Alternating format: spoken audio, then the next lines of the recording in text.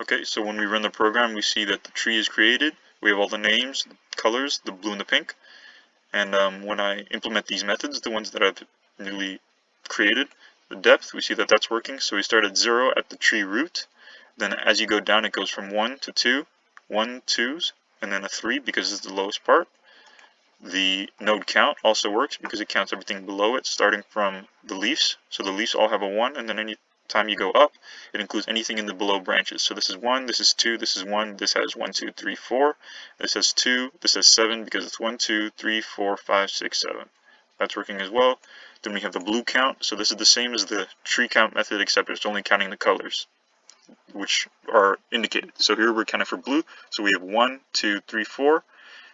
That's why this is a 4. Here we have 2 because it's only this and that. Here it's only 1. And you see all these ones are 0 because there's nothing below it or including itself that are blue. Same thing with the pink.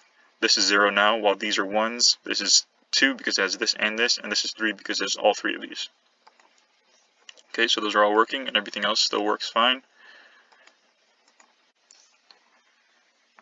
Okay, so from the new methods, the one I created, we have label count, which, you have a base case of if it's a leaf, then it has only one count, including itself. Therefore, you're going to return 1 and you're going to change the label to 1. If it's not a leaf, then you start going into the recursion. So we start off with a total label count of 1 because it's always going to be including itself. It can't be 0. It can't be lower than 1. Then for each child, we add the label count of the child onto the total label count so that the count of the whatever node you're on includes all the nodes below it as well. Then in the color count, it's very similar. So so first in the base case, we check if it's a leaf. Then we also have a sub condition that if the leaf has the same color as the one we're searching for, then the label becomes 1 and we return 1. But if it's not, then we return 0 because that one's not included in the count.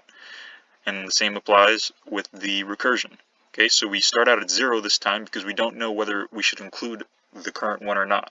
Only if the node color is the same as the node color we're looking for, then the total children count can become initialized as 1. Then for all the children, we add their color count, and it creates the total color count for that node.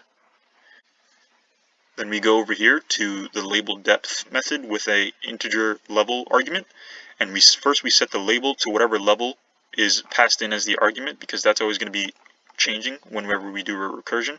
So there's no need to affect it now, and we can just automatically set the label to the level. So now in the base case, if it's a leaf, then we can return automatically whatever level that we're currently at, because we know there's no need to recurse down into any other branches. Now if it's not a leaf, then we start going into the children of that node, because if it's not a leaf, it must have children.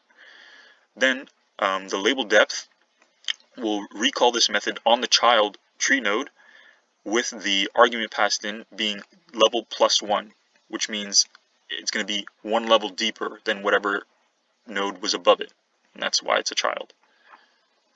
And those are all the arguments. Those are all the methods.